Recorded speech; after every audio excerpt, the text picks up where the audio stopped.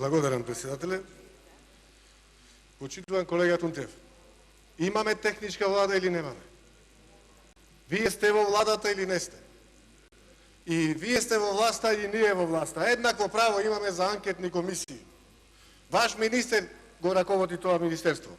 И што да филозофираме? Во еден ден 50 директори менавте, ваши ставивте во Министерство за труд и социјала, зборувате опозиција. Каква опозиција? Бе, срамота е. Цело време викат, не вреđате, ненормално, ненормално, наопаку. Знаете што е ненормално? И наопаку, да изгубиш со 200.000 гласа, а да делиш власт. И да 1992 година, знаете како дојдовте во власта? Со пораз. Со сплетки и интриги. 1994 година избори без опозиција. Нормално е тоа. 2001 влеговте во власта без победа од опозиција. Тоа е нормално. 2015 пак истото. Влеговте во влада од опозиција. Тоа е нормално по вас. Така, тоа е све нормално по вас. Тоа е, колега, ненормално. Тоа е наопаку. Тоа е играње на волјата на народот. 120.000 лажни документи, тоа се играње на волјата на народот. Излегуваме на телевизија цело време по медиуми и кажуваме, снимките ги има само нашиот председател. Така беше?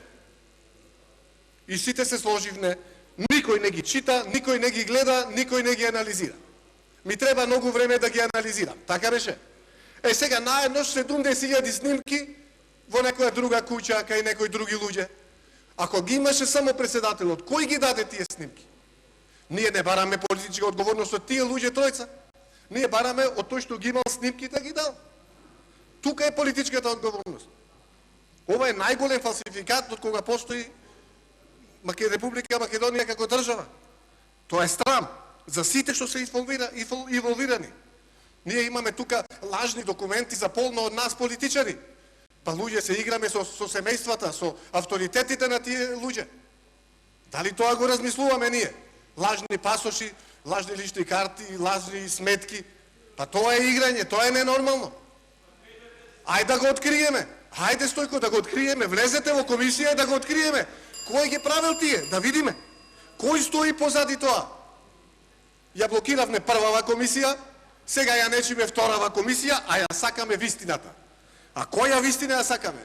Ако ја сакаме вистината, ајде, првата анкетна комисија нека се состане хитно, нека се излезе председателот и нека кажи вистината и како што велите во ходници, нека не настури.